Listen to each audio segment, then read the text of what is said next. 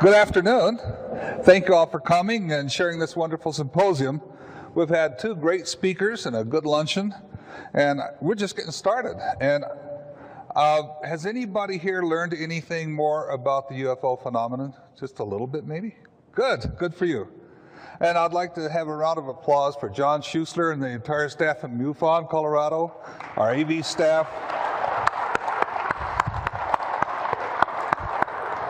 And I'd like you to give a round of applause for yourselves, because it's you MUFON members who make this all possible. And may I make a suggestion? It's kind of easy to get caught up in the hustle and bustle of day-to-day living, and we have an opportunity to enjoy joining MUFON every symposium. Now would be a good time to do it. It's sort of an anniversary. You could join right now. If you haven't joined before, you haven't seen this, you get a free three-issue subscription to UFO Magazine for all new members of MUFON, and that's a very worthy magazine. I invite you all to take advantage of that. The first thing I'd like to do after this is take a moment to thank MUFON and the staff for choosing my paper, The Iranian UFO Encounter, as the best evidence UFO case. And it was a great honor. Thank you. Sources of information on this case came from my original research, which included, probably 500 or 600 FOIAs. I'm not up with John yet, but I'm working on it. One of which was a DIA, a Defense Intelligence Agency report, which talked about this event, and an article from a declassified U.S. Air Force journal called a MISI journal, which I'll explain in a little bit. And additionally, while I was employed by a small company named Aerojet, I was part of a design team that worked on spy satellites, and our spy satellite spotted this thing, and at the time we didn't know what it was, and because of the different classification levels at different areas, it took us a while to find out what it was. We're all indebted to the late Bob Pratt, who was a National Enquirer reporter. This was when the National Enquirer was a little more respectable than it is today. And he produced some outstanding work. Much of the interviews and notes we get today on this case are as a result of Bob Pratt's work. I just found out, moments before coming on stage, that Tom Dooley and Bruce Maccabee, you probably know Bruce, those of you who are journal subscribers, the previous two issues, the current issue and the one right before that, talk about this Iranian UFO case. Now, Tom and Bruce, if I've got the story straight, and if I don't, Tom, we'll talk about it later, I apologize, were with the Fund for UFO Research press conference, and someone in the military slipped them a redacted copy of this case encounter, and they eagerly went back and worked on that. Additional sources of this case include an eyewitness to the event. I had a chance to talk with him. You'll see his personal description of the experience when he was a young man living in Tehran. And I was fortunate to get that on tape. And we were on a television program, some of you may remember, I think it's coming back on Discovery, called Sightings. And I've got about a 30-minute clip from the Sightings program I want to share with you. They do a fantastic job of putting this together. As an aside, Sightings crew, I had a small bedroom, just a regular suburban house bedroom, maybe 12 by 10.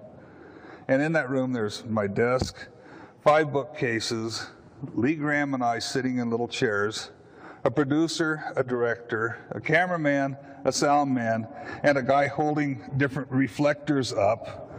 We were there for 6.5 hours total. We got maybe 30 seconds of video. And I don't know how they do it. Somebody's got a big case of sales samples for film. All I can say is there's film salesmen make a fortune off of this stuff.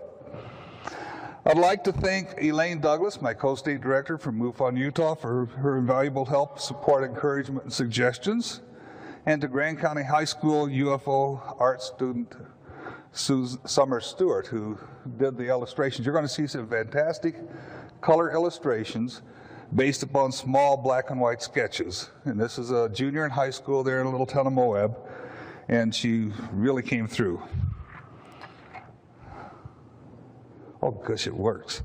This is an account of a major 1976 UFO incident involving several unknowns. We don't know how many for sure. Attempted intercept by 2 Imperial Iranian Air Force, that's the IIAF. I get to stumble across that. F-4 Phantom jets, large numbers of civilian witnesses. We have government documents that corroborate this encounter and data that show a spy satellite detected this series of UFOs.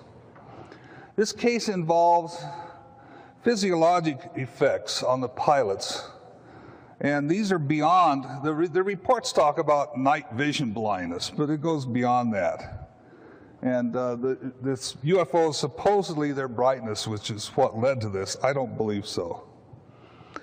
We'll also read or present theories about vehicles being disabled. And everybody here, I think, has seen Close Encounters of the Third Kind, and the guy sitting in his pickup truck and he can't move, and we've all seen pictures of vehicles that stall around UFOs and then they start up again. We're going to talk about what causes that. I have a theory on that. And then finally, I want to present some of the current ramifications. This is a very important case, and it has all the elements. The government says it has all the elements of a classic UFO case. And what does that mean? And does this 30-year-old case have any bearing whatsoever on current events? And there's some current events over in the Mideast that are kind of scary. So I'll present the case itself via video from sightings, and then I'll provide my analysis of it, and then talk about those ramifications. So if you would, please, backstage, please run the first video, the sightings video. This is from episode 3008, broadcast on 30 October 1994. This is one of those pregnant moments. Run the video, please.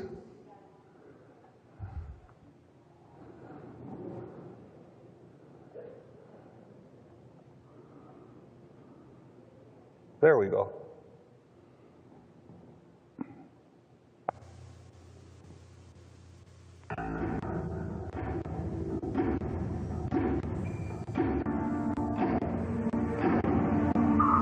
At the beginning, we thought Iraqi are coming.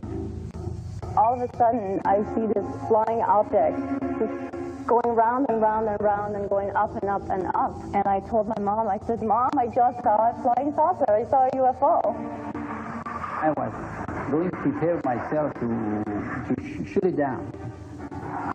It was with the actual military personnel who witnessed the most compelling UFO encounter sightings has ever investigated.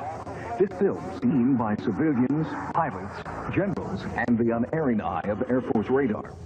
Reports ricocheted from the Shah to President Ford and back again.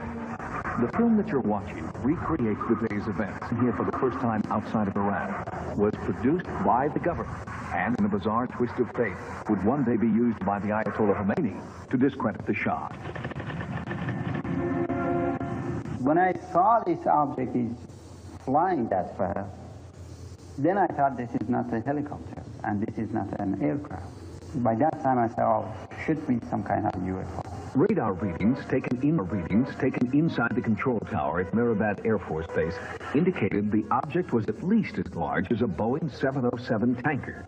The situation was serious. Brigadier General Nader Yousefi, Base Operations Commander and the number 3 man in the Iranian Air Force, was notified immediately. So I picked up the phone, and it was the base commander.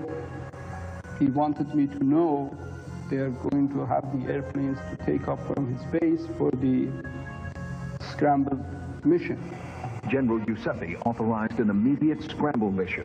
An Iranian Air Force F-4 Phantom jet fighter was ordered to engage the UFO and determine what it was. The F-4 approached Mach 1 in its pursuit of the UFO. At an altitude of 23,000 feet, the lead pilot reported in that he clearly saw a brilliant object 75 miles ahead of him. His actual radio transmissions are heard here publicly for the first time outside Iran.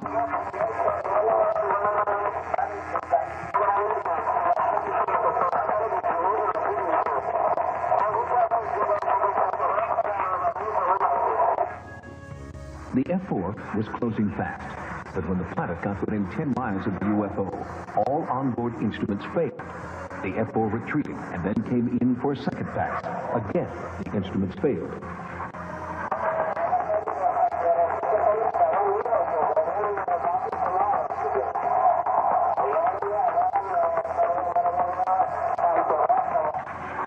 It was as if an electromagnetic force field was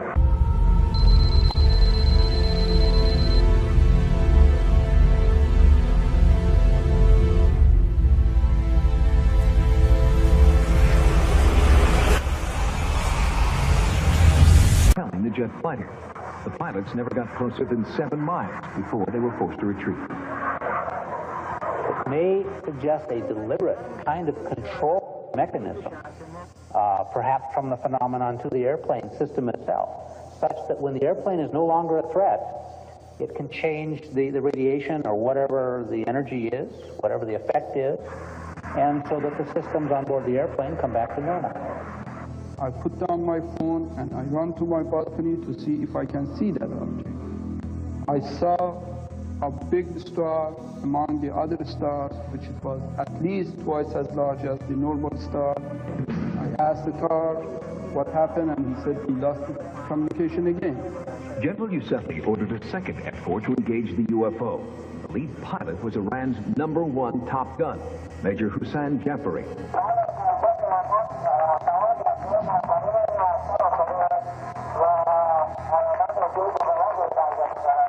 It was around 12 miles. We lost communication, and I heard nothing from the pilot. So I was so scared what's going to happen and what happened to the pilot. When the F-4 retreated, communication was inexplicably restored. So I asked from the tower controller to tell them to continue their mission and see if they can get more information from the lineup. Then Major Jafari nervously reported that a smaller UFO had emerged from the larger one and was trying to engage him. And it was coming toward them. They tried to shut him down. When they squeezed the trigger, it didn't work, and the trigger was inoperative. They couldn't shoot the missiles. The pilots, fearing for their lives, tried to eject, but the eject button jammed. Every backup system was inoperable. We understood that the eject instrument also didn't work. So in this case, I said to God, oh God, save them. The F-4 had no choice to go into a negative G-force dive to escape the seemingly hostile UFO. When the fighter jet was 10 miles away from the larger UFO, the smaller craft flew off, and all onboard communication and instrumentation was restored to the F-4. Major Jafari reported that the smaller UFO appeared to be landing on a mountaintop just southeast of Tehran. This landing was confirmed on the radar by the control tower. Brigadier General Youssefi witnessed it from his balcony. He went down and landed on the ground. And now it is a communication between the mother ship and that small object. And it shows the lights between those two. It's connected. While they were landing, the tower was screaming on the phone to me, General, this flying object is following them and is going to land in thereabout. It's going to, it is in the short final, and I see a big, big light with the flaring red, blue, and yellow lights. The so-called mothership tailed the F-4 into Mirabat Air Force Base and flew low over the runway. As it performed what was described as a low-altitude flyby, power at the Air Force Base went out. That was strange for us, and we asked each other why the power went out for some seconds. Frankly, I don't have any explanation for that, but I will say that there are other cases, well documented, where power has been disrupted on the ground over fairly large areas during UFO presence. After the flyby, the craft roared off toward the west, as if to say, mission accomplished.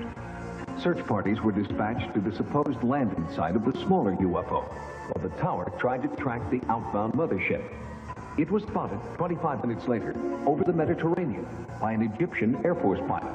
A report sightings was able to confirm with the Egyptian embassy. Then, over Lisbon, Portugal, the pilot, crew, and passengers of a KLM Airlines flight reported seeing the UFO as it sped westward to the Atlantic. That was the last sighting we know of to date. When the pilots who had encountered a UFO over Tehran returned home, their ordeal was only beginning. They were shocked to see how their UFO confrontation was being distorted and trivialized by military-controlled press. We knew the capability of the other countries and their airplanes' capabilities. It could be a spy airplane. I really have no idea, but maybe from some other war. The day after the otherworldly encounter over Tehran, it was front-page news in both the Farsi and English-speaking newspapers throughout Iran. At the same time, Iranian and U.S. officials were meeting behind closed doors. This particular case is interesting from another standpoint, and that is the involvement of the American government.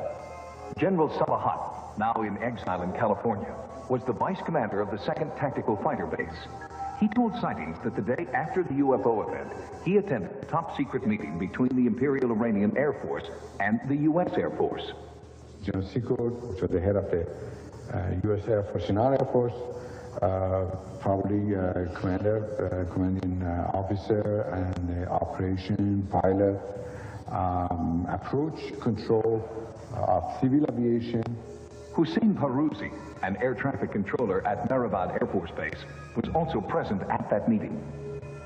When they heard our report and the report of the pilot, they concluded that no country is able to have such a technology.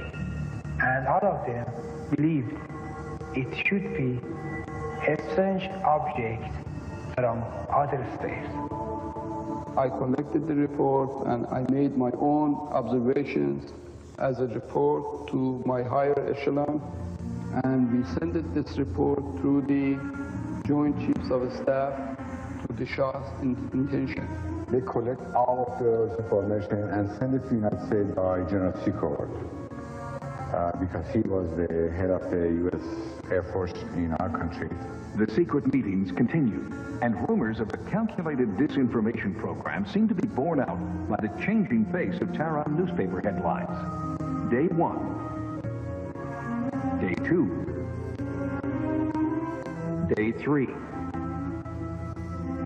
Day 4. On day 5, the press reports the entire incident is a hoax. I don't know why the appropriate authority prohibited me to interview with the press or with a news reporter.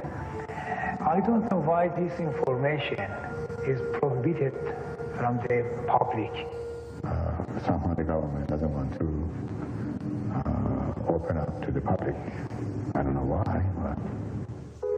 Despite media dismissals of the event as a joke, our sources report that a full-scale military investigation continued to search for answers. I asked from the pilot of the F-4 to go and to look after that flying object. He knew where it landed. And when they flew and the army personnel, they were in the area, they couldn't see anything. The general who headed that search still lives in Tehran and denied repeated requests for an interview. But others who were present told sightings that no physical evidence of a UFO was found on the mountaintop where so many had reported seeing the small craft landing. However, for the first 3 days after the incident, there were serious electronic anomalies in the area. The beeping sound that was picked up could be one of a number of things. It might be technology. In fact, depending on the frequency stability and interfrequency pulse and other factors like that, it very likely is a technology of some sort, as opposed to a natural phenomenon. And then there is this. An American Defense Systems Program satellite operated by the U.S. Defense Department picked up signals from an unidentifiable technology on the same night the Iranian Air Force was scrambling over Tehran. Experts from DSP are revealing this information for the first time. We saw something. The DSP satellite is, in fact, a spy satellite that monitors airspace in military hotspots. On the night of September 19, 1976, the satellite was scanning the skies over Tehran. That's an independent confirmation that an event of some type occurred at that time and place. What it was, we don't know. Sightings asked the experts to explain the meaning of 238 scans, possible SR. They told us that information was top secret.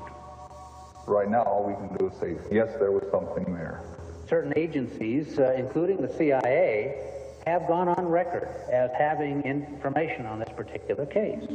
In fact, Sightings has obtained these documents from the United States Air Force Security Service that confirm our government's involvement in the UFO investigation. And, according to this Washington Post article, the investigation was still in full force as late as 1979.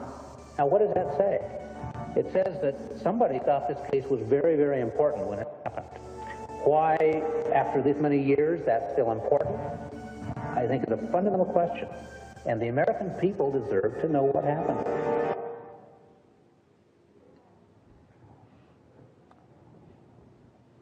Thought that was a pretty good summary. The American people deserve to know what happened, and that's the reason we're here. We're trying to find out and determine what happened. On the front of you saw the booklet there, the Miji Quarterly. There's a quote there by Captain Harry Shields. It says, "Sometimes in his career, each pilot can expect to encounter strange, unusual happenings which will never be adequately or entirely explained by logic or subsequent investigation." That's the lead-in quote for the article from the U.S. Air Force Security Service, Miji, M-I-J-I, Quarterly, October 1978, and it contained an article titled, "Now You See It, Now You Don't." And I wondered which government agency came up with the alphabet soup Miji. I had no idea what that meant. And that's just a little aside on that. It stands for meekening, intrusion, jamming, and interference. Meekening, I've never heard that word before, is defined by the Department of Defense as a system for receiving radio beacon signals and rebroadcasting them on the same frequency to confuse navigation. Meekening stations cause inaccurate bearings to be obtained by aircraft and ground stations. That sounds just exactly what happened here in this case. We had all those features here. So we had roughly 500,000 eyewitnesses.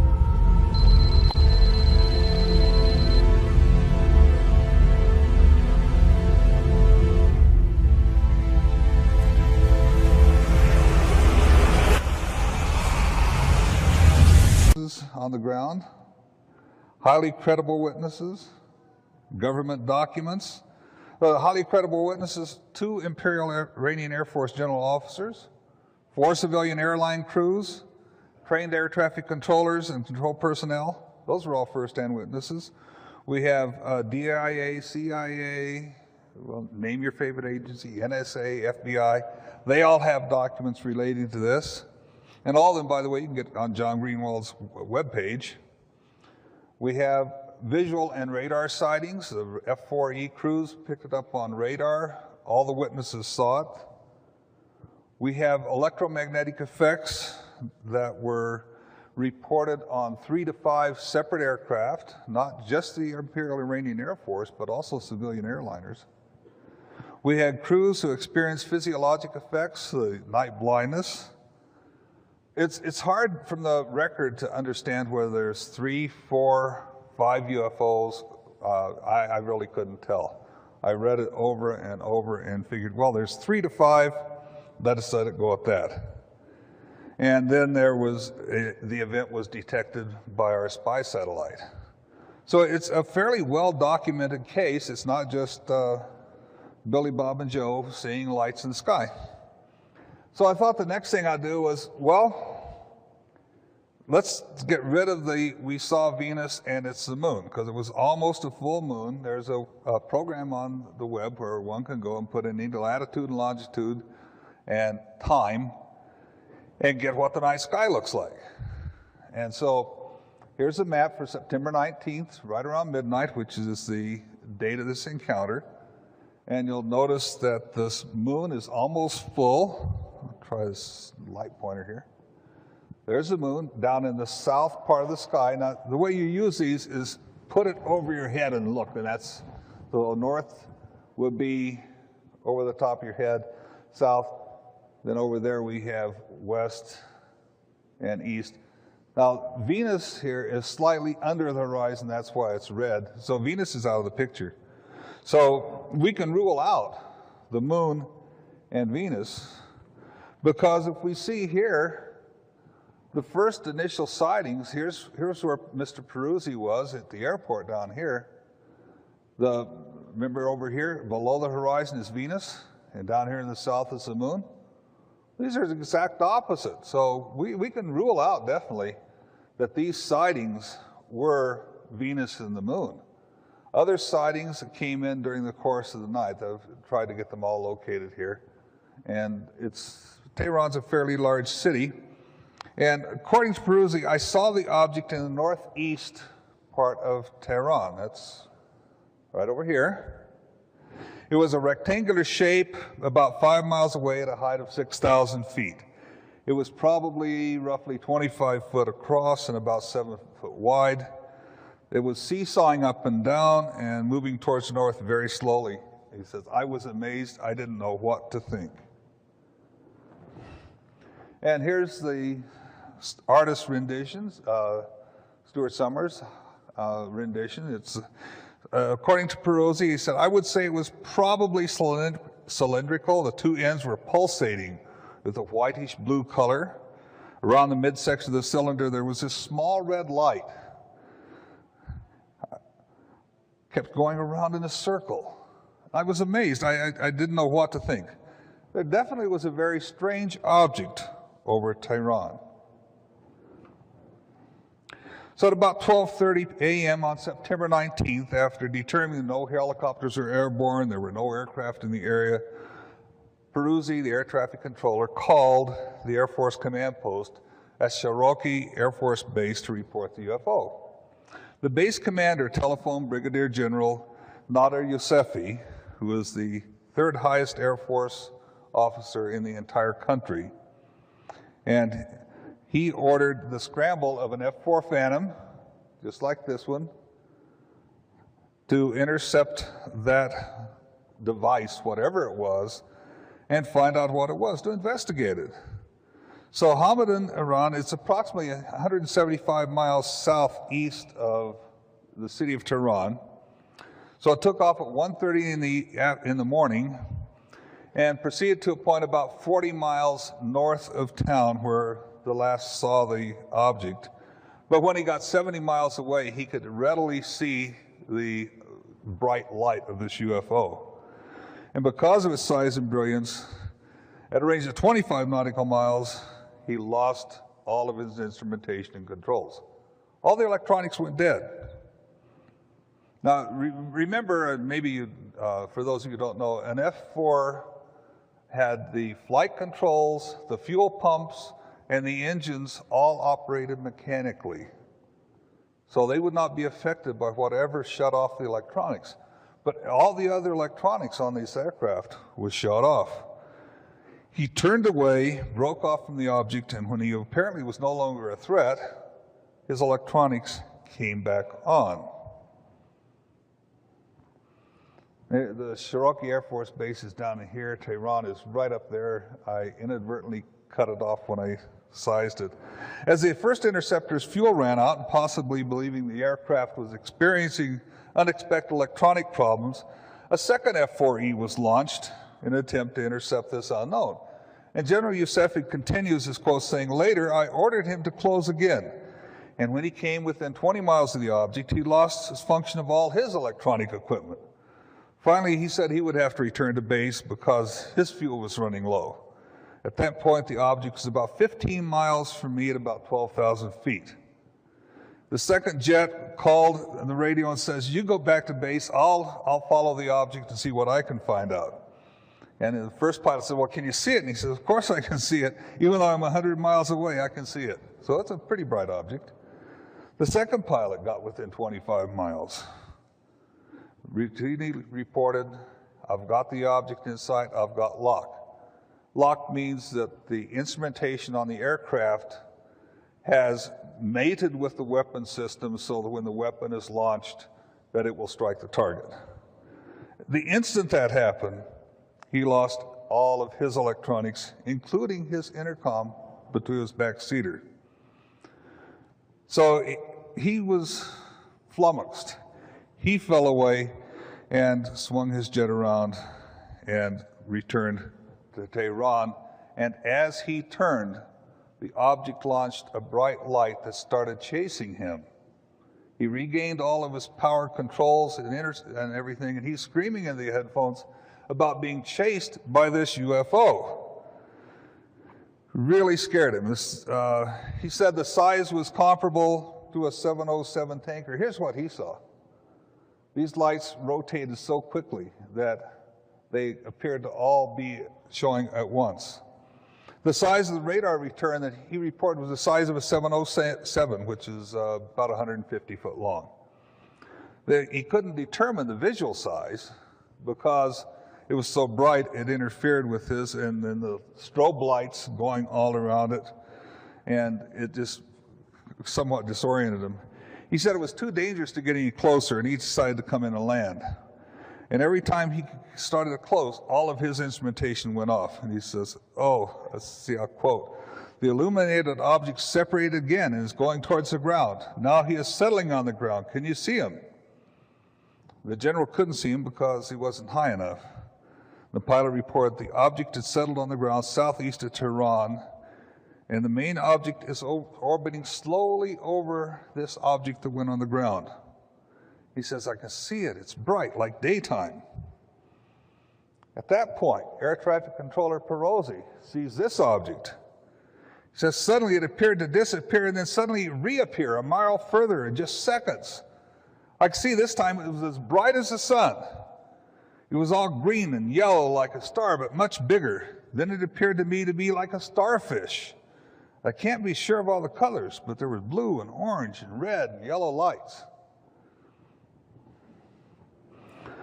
Following day, during daylight the next morning, the F-4 crew was taken out by helicopter such as this one to an area where the object had apparently landed.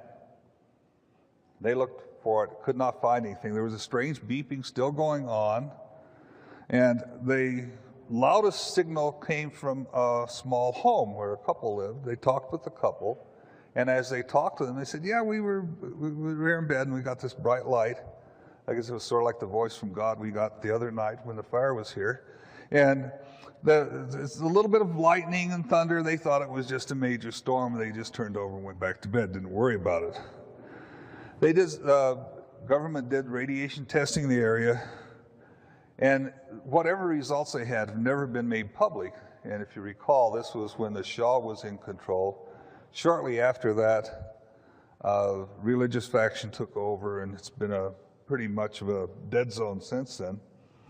Later that night, as you saw in the video, UFO was reported over Morocco and in Portugal, and there they claimed it was a blue cylinder or sphere. Maybe it depends on how you look at it. If you look at a tin can on end, it's a circle. If you look at it from the side, it's a rectangle. But over Lisbon, Portugal, it was a blue cylinder. So there we have it. That's the case. Several witnesses saw it. Air traffic controller receives the lights, receives mysterious emergency beacons, calls the Air Force. The third highest ranking officer there orders interceptors to be launched. Both F-4E crews experience bizarre problems, and their craft are disabled. 3 jetliners, a BOAC jetliner, forget the second one, and an Iranian airliner, all 3 experience electronic anomalies, their navigation fluctuating. Over 1.5 million, over 500,000 witnesses on the ground. And that's about where the story ended. Most people think that's about the end of the story. Well, this, as you saw in the video, this is a 2nd-generation satellite. Its primary mission is to detect missile launches. But when we got the report, we get this message, the This first part is the event log number. That means it's a fast walker. It was a teletype message, 238 scans, possible SR. The duration was almost 40 minutes. And this is from our itty bitty, we call it, itty bit, yeah, that's just lighten the mood a little bit. And it's a log of all DSP sightings. If you remember the video, Lee was looking through a book about 6 inches thick. I used to have that, I misplaced it somewhere. But we cover the entire landmass of the Earth, stereo vision, 24 hours a day, 7 days a week. The difference is we don't cover most of the places that are friendly. Like we don't waste electronics looking at Denver, Colorado, because we probably won't get any threats from Denver, Colorado. So what's a fast walker? Fast walker is what we characterize this event as, and that's defined as detection of a space object in a satellite's field of view, which triggers a response of the satellite and the ground data processing software. And that definition is taken from Air Force Space Regulation 55-55, dated 1992. And by the way, Jacques Vallée published a very good book called Fast Walker. We're going to do a little case analysis. The instrumentation, navigational aids, weapons controls, communications were all disabled. The aircraft emergency beacon signal was heard by the tower, all 4 airliners in the area, the 2 fighter pilots. Their temperature vision was interfered with. There was interference on UHF band. And when they got within 30 to 50 degrees of approach, at 150-degree heading, 30, 50 degrees in that 50 heading, all their navigation instruments went bad. So was this jamming? Was it a powerful EMP, electromagnetic pulse, or something else? Well, according to some, this loss of equipment was caused by jamming. And I don't buy that. Jamming is a technique wherein we transmit a stronger signal right in a near frequency, and it interferes with that signal. You get that sometimes when you're traveling out west here, and you get a little bit of signal, you get static, so then you get beat signals that come in, you hear one station in the country western, and then the gospel hour, all at the same time. That's more like jamming. This wasn't jamming. This wasn't jamming. Others suggest it was a very strong electromagnetic pulse, and I'm not convinced of that either, because we can do that. We have that technology to turn off electronics. What we do is we just give it a strong burst of energy, and that burns the components. They actually burn, fuse the little metal pieces inside. The trick is we can't turn them back on. The UFO can. Yeah, as a matter of fact, right now, some police departments, you may have read in the paper, are working on putting an EMP pulse generator in the front of their squads, and when they have these big chase scenes that go across and endanger people's lives, they flip the switch, burn up the car's computer, the car coasts to a stop. So we have then a third alternative, something else. And that something else is what I think is what happened. And that something else was somehow they can stop the flow of electrons. Now, if we can stop the flow of electrons, we can turn off electronics. We can turn them back on just by allowing the electrons to flow again. You and I do this every time. I push this little button, and that enables a flow of electrons from the switch, through the batteries, and then generate this powerful light. We all do that at homes with our light switches. I don't know how they turn on and off the flow of electrons, but I know they don't do it by a strong EMP, which is burn the electronics, and I know they don't do it by jamming. That's not what happened. The first report of electronics emergency signals came from a BOAC airliner who called and said, "Do you have a crashed aircraft in the air? We're receiving an automatic signal on," well, you can read that, 121.12. Then Swiss Air, Lufthansa all reported these. And that was when he decided Perosi was going to launch, call the Air Force and find out. Remember when I said this had all the elements of a Meiji case?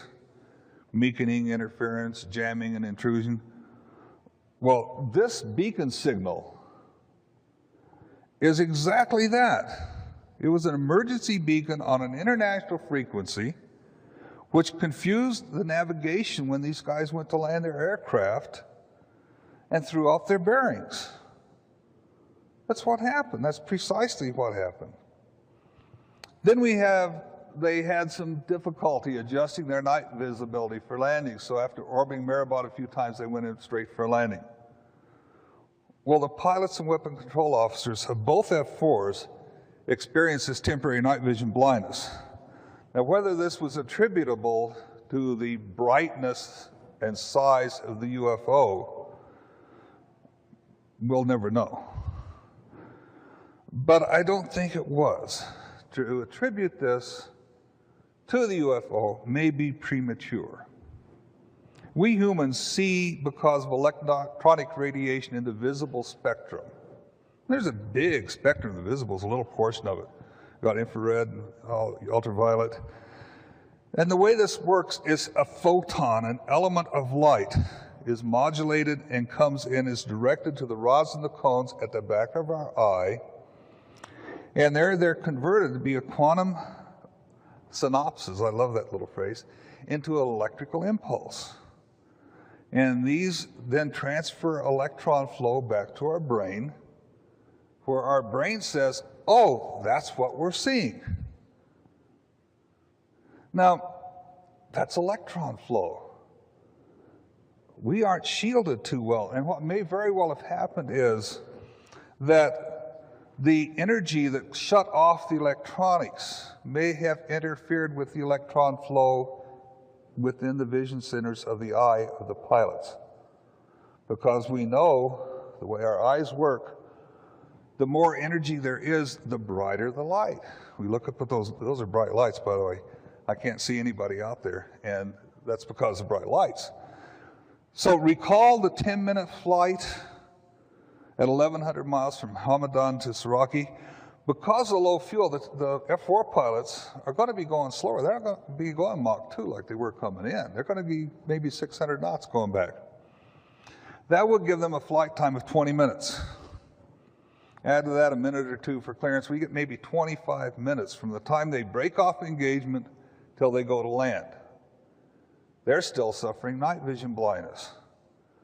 There is no way that we have night vision blindness persistence for 20 minutes. It just doesn't happen. So this night vision blindness was not attributable to the brightness of the UFO, but to some physiologic effect that was induced by the UFO to disorient the pilots, just as they induced a signal on the transmitters, just as they put the emergency beacon down. This was not a polite act. Oh, good, I got the right slide. Both F-4 pilots and airline crews reported that each time they passed through this bearing of 150 degrees, they would lose 30 to 50 degrees. So they've got this wide swath. They can't land by instruments.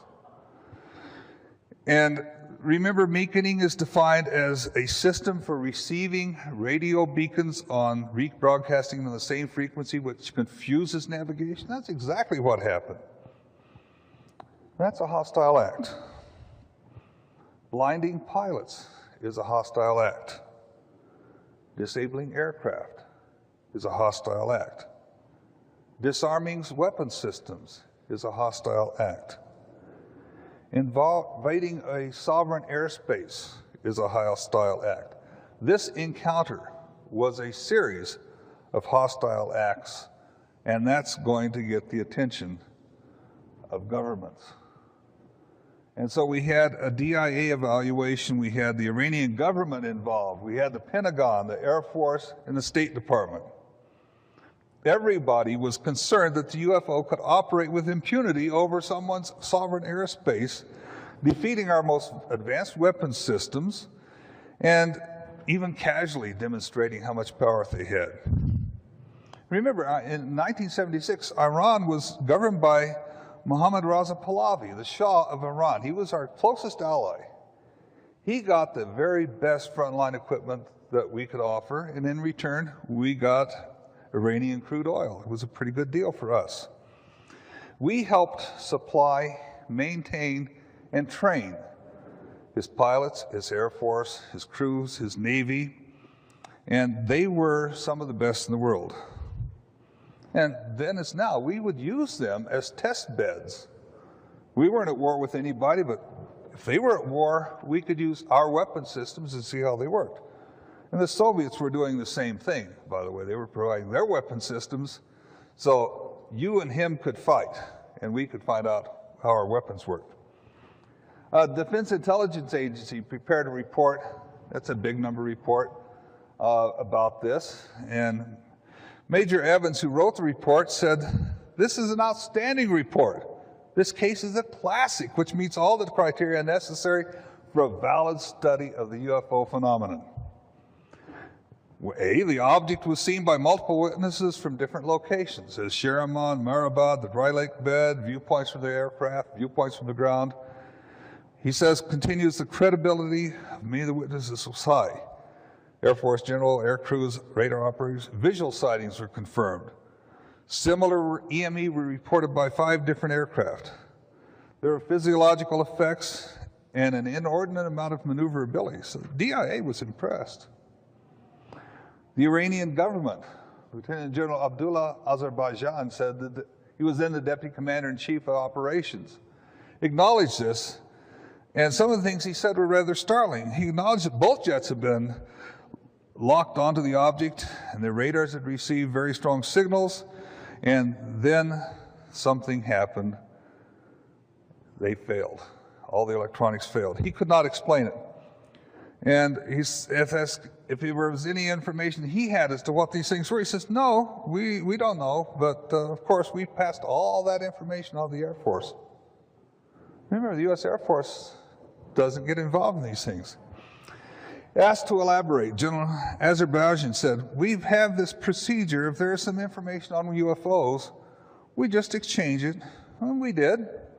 We gave all the information to the U.S. Of course, that was the request that the U.S. And we gave this to our MAG, and a MAG is a Military Advisory and Assistance Group, and that was headed by General Robert Secord, who you recall was a key player in the Iran-Contra affair. And General Azerbaijan went on to report and confirm that the jets got knocked out within 15 minutes or so. Somehow they were able to recover from that.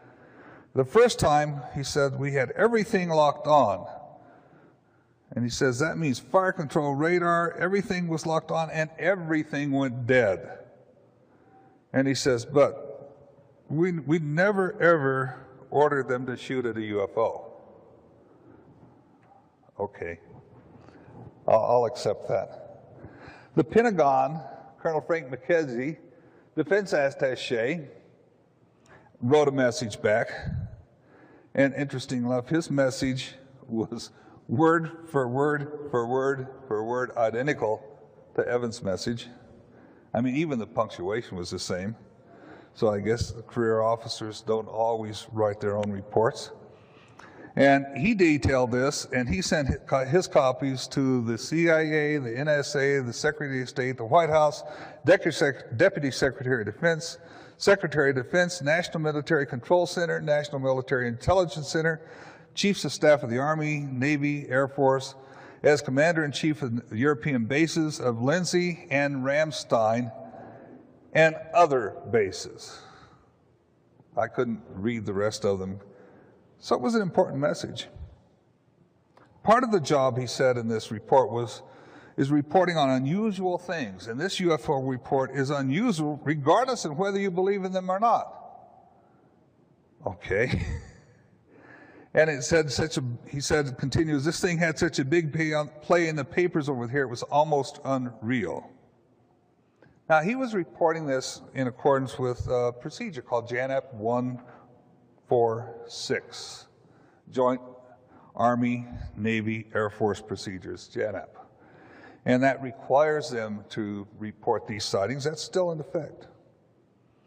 The Air Force response was Colonel Mui, Air Force MAG officer. And he was one of the ones that met and debriefed the First Lieutenant Jamal Damani and Second Lieutenant Hussein Shawki, and I apologize, I don't speak Farsi, so I probably murder their names. The crew of the second F-4 Phantom jet went up that night. And his report states again, this is a classic case because of everything that was bizarre about it was confirmed with real sources. We don't have this capability to jam all these systems. This incident came through as a routine intelligence analysis. I was given the report because my field's electronics warfare. This is Mui talking. The DIA community is broken up by region. He was the Middle Eastern guy. Finally, we have Secretary of State Kissinger, whose response, we've heard this one before, we no longer study UFOs, and what you probably saw was a meteor or space debris. And then we get over 500,000 eyewitnesses. And if you could please run the video. The video. Ah, woke you up.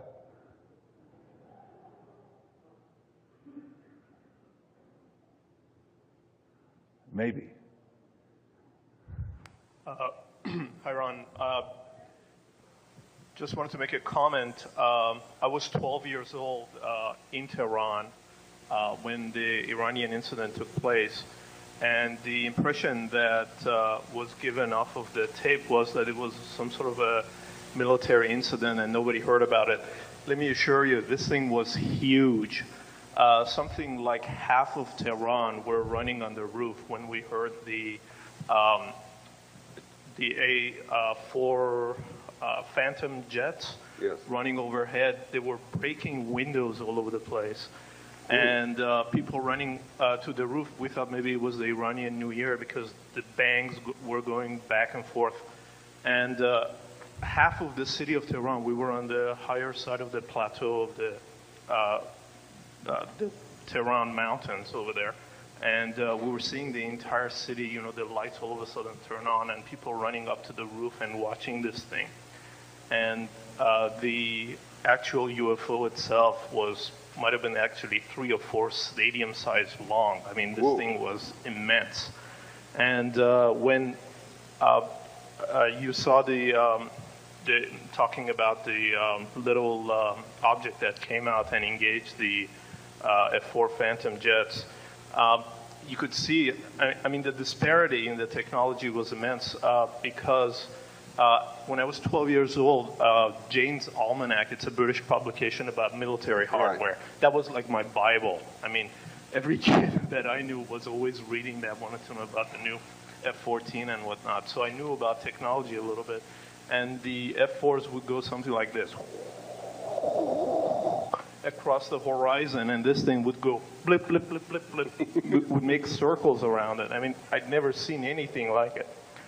And once it landed, you know, all Iranian men that I knew in my neighborhood as I was watching off the rooftops were jumping into their cars and were going into the eastern region of Tehran to see what had landed. I mean, there were like caravans, and people were announcing on the radio, hey, don't, you know, get back into your houses, get back into your houses. Police were coming out. That's why you saw a lot of pictures of women in veils with kids. I mean, that was for real. It was like mayhem. And I think somebody had estimated, I read about it years later in Herald Tribune, that actually is the biggest sighting ever recorded in history, because the city of Tehran at the time had something like 1 million residents, and could easily say about half of them were up and one way or another participating in this. Thank you very much. Okay, stop the video.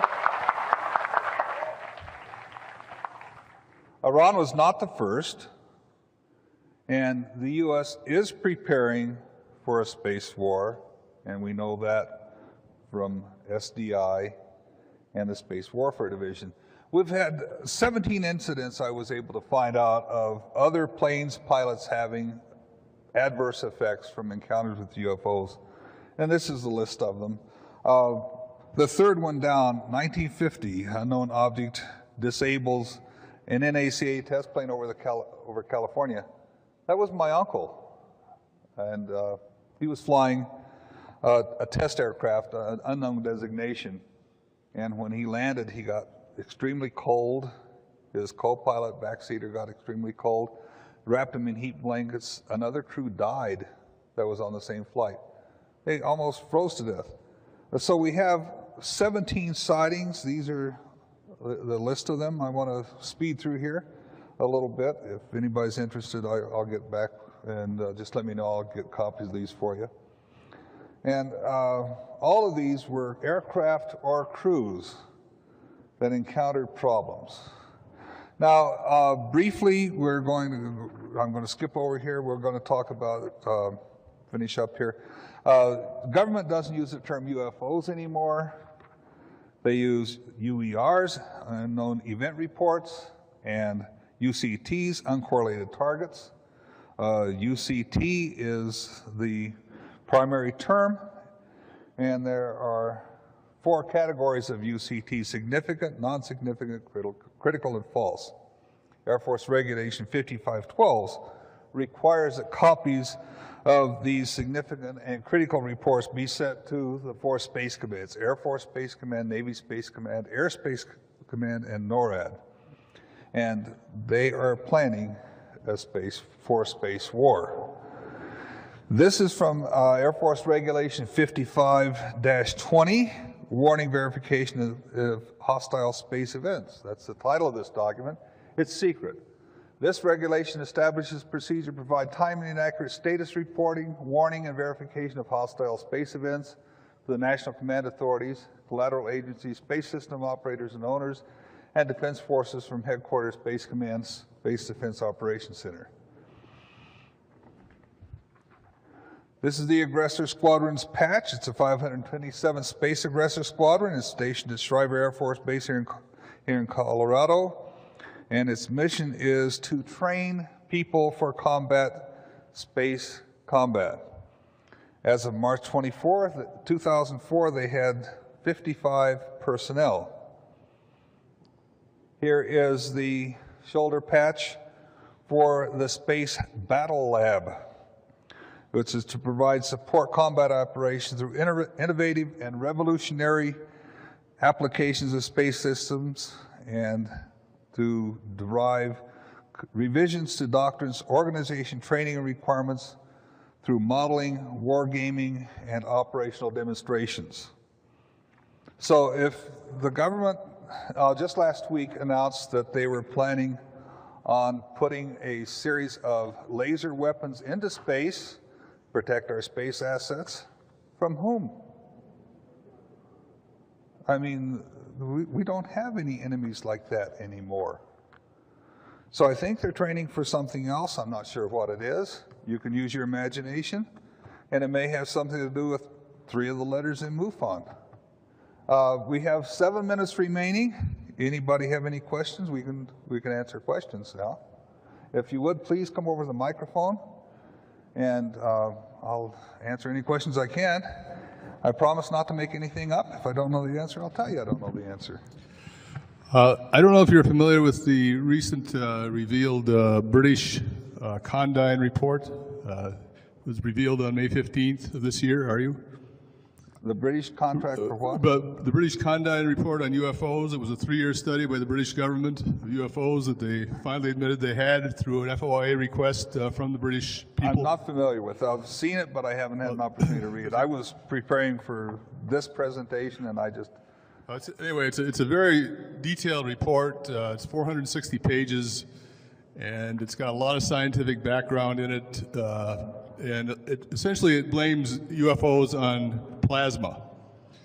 And it has plasma of all types. They can absorb light, they can reflect light, they can make them look like they're just metal discs. They can emit electromagnetic radiation or microwave or whatever. Great, I'll look forward to reading it. The question being, is there a chance that this is what people were seeing? I mean, they claim that the aircraft the metal of the aircraft resonates somehow with the plasma and makes the plasma follow the aircraft, and they explain the Foo Fighters this way.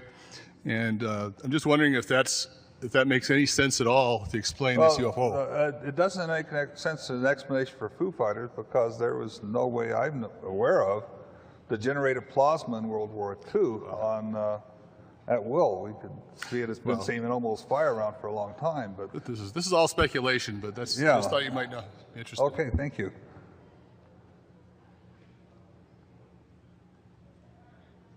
How does any of this relate to the current war in the Middle East? I don't, the question is, the microphone's not on. The question is, how does this relate to the current war in the Middle East? Is that right?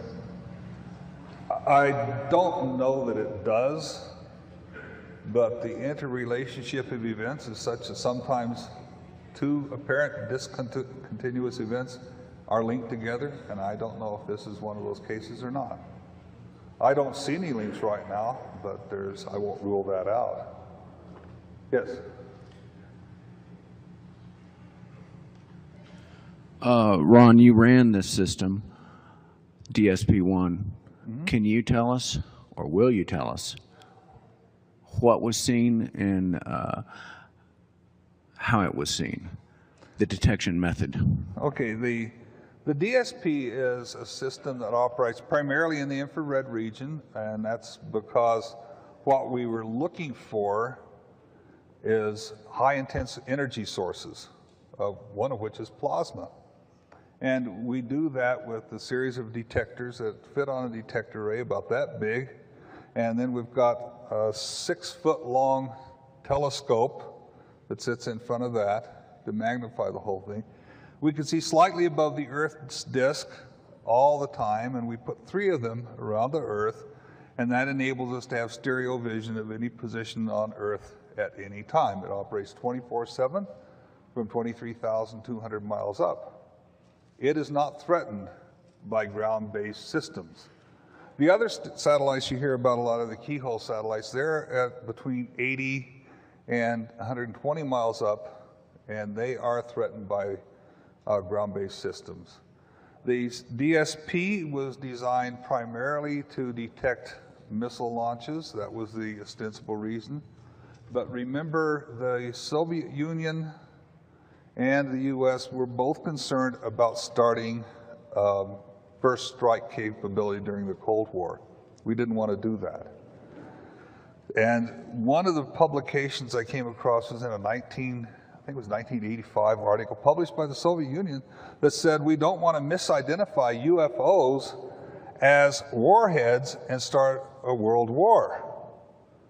And so our satellite, as we found out, has detected over 76,000 fast walkers, and fast walkers are, by definition, UFOs. So I suggest the strong possibility that it was designed as a second design characteristic to detect UFOs, because we do that quite well. And the reason for the difference in color of UFO is as the energy gets more intense, it gets brighter and brighter. It goes from a dark, dull red up to an orange, a yellow, through blues, and then gets to be a blue-white, like some of these new headlights you see in the highways. And then it gets so bright that it mimics the sun, and then it will just disappear. And those are different energy levels, and we see those. Any further questions? Well, thank you very much. I appreciate it. Sources of, thank you. Sources of information on this case came from my original research, which included, probably 500 or 600 FOIAs. I'm not up with John yet, but I'm working on it. One of which was a DIA, a Defense Intelligence Agency report, which talked about this event, and an article from a declassified U.S. Air Force journal called a MISI journal, which I'll explain in a little bit. And additionally, while I was employed by a small company named Aerojet, I was part of a design team that worked on spy satellites, and our spy satellite spotted this thing, and at the time we didn't know what it was, because of the different classification levels at different areas, it took us a while to find out what it was. We're all indebted to the late Bob Pratt, who was a National Enquirer reporter. This was when the National Enquirer was a little more respectable than it is today. And he produced some outstanding work. Much of the interviews and notes we get today on this case are as a result of Bob Pratt's work.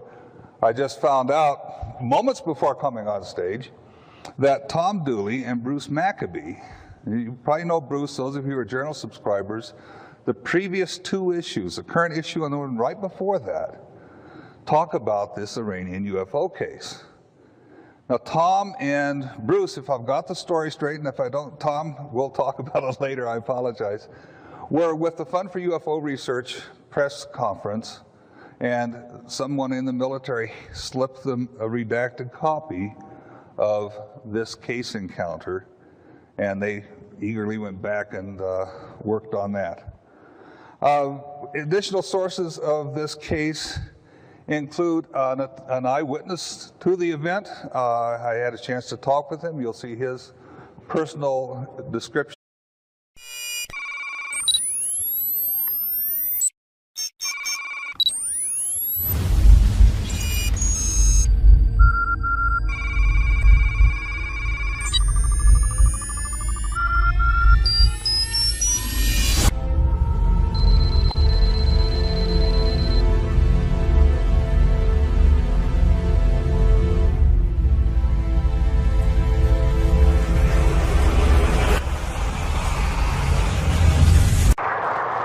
Good afternoon.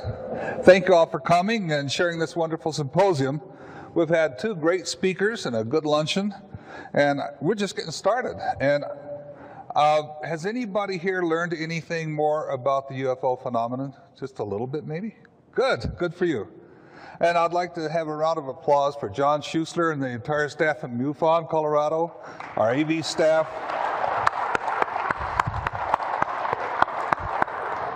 And I'd like you to give a round of applause for yourselves, because it's you MUFON members who make this all possible. And may I make a suggestion? It's kind of easy to get caught up in the hustle and bustle of day-to-day living, and we have an opportunity to enjoy joining MUFON every symposium. Now would be a good time to do it. It's sort of an anniversary. You could join right now. If you haven't joined before, you haven't seen this, you get a free three-issue subscription to UFO Magazine for all new members of MUFON, and that's a very worthy magazine. I invite you all to take advantage of that. The first thing I'd like to do after this is take a moment to thank MUFON and the staff for choosing my paper, The Iranian UFO Encounter, as the best evidence UFO case. And that was a great honor. Of the experience when he was a young man living in Tehran. And I was fortunate to get that on tape. And we were on a television program, some of you may remember, I think it's coming back on Discovery, called Sightings. And I've got about a 30-minute clip from the Sightings program I want to share with you. They do a fantastic job of putting this together. As an aside, Sightings crew, I had a small bedroom, just a regular suburban house bedroom, maybe 12 by 10. And in that room, there's my desk, 5 bookcases, Lee Graham and I sitting in little chairs, a producer, a director, a cameraman, a sound man, and a guy holding different reflectors up. We were there for 6.5 hours total. We got maybe 30 seconds of video. And I don't know how they do it. Somebody's got a big case of sales samples for film. But all I can say is there's film salesmen make a fortune off of this stuff. I'd like to thank Elaine Douglas, my co-state director from MUFON, Utah, for her invaluable help, support, encouragement, and suggestions. And to Grand County High School UFO art student Summer Stewart, who did the illustrations. You're going to see some fantastic color illustrations based upon small black and white sketches. And this is a junior in high school there in a little town of Moab, and she really came through. Oh gosh, it works. This is an account of a major 1976 UFO incident involving several unknowns. We don't know how many for sure. Attempted intercept by 2 Imperial Iranian Air Force, that's the IIAF. I get to stumble across that. F-4 Phantom jets, large numbers of civilian witnesses. We have government documents that corroborate this encounter and data that show a spy satellite detected this series of UFOs. At the beginning, we thought Iraqi are coming. All of a sudden, I see this flying object just going round and round and round and going up and up and up. And I told my mom, I said, Mom, I just saw a flying saucer. I saw a UFO. I was going to prepare myself to shoot it down. It was with the actual military personnel who witnessed the most compelling UFO encounter sightings has ever investigated. This film, seen by civilians, pilots, generals, and the unerring eye of Air Force radar. Reports ricocheted from the Shah to President Ford and back again. The film that you're watching recreates the day's events here for the first time outside of Iran, was produced by the government, and in a bizarre twist of fate, would one day be used by the Ayatollah Khomeini to discredit the Shah. When I saw this object is flying that far, then I thought this is not a helicopter, and this is not an aircraft. By that time I said, oh, should be some kind of UFO. Radar readings taken inside the control tower at Mehrabad Air Force Base indicated the object was at least as large as a Boeing 707 tanker.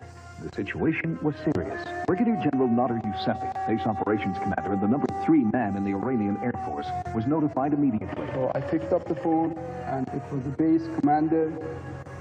He wanted me to know they are going to have the airplanes to take off from his base for the scramble mission. General Yousefi authorized an immediate scramble mission. An Iranian Air Force F-4 Phantom jet fighter was ordered to engage the UFO and determine what it was. The F-4 approached Mach 1 in its pursuit of the UFO. At an altitude of 23,000 feet, the lead pilot reported in that he clearly saw a brilliant object 75 miles ahead of him. His actual radio transmissions are... This case involves physiologic effects on the pilots, and these are beyond, the reports talk about night vision blindness, but it goes beyond that.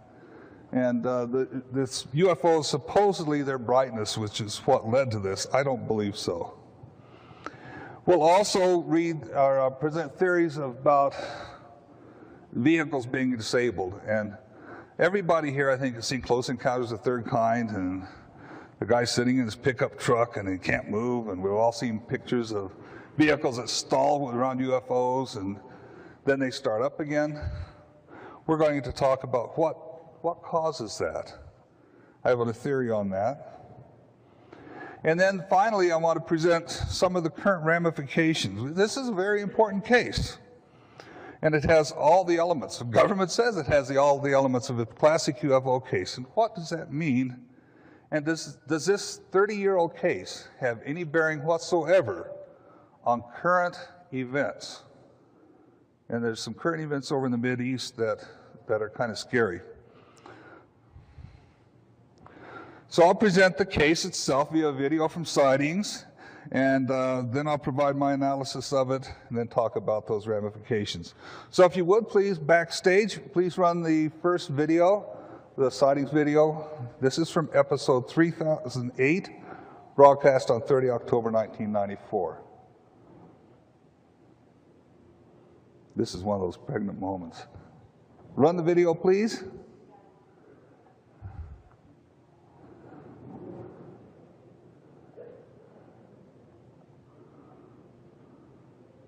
There we go.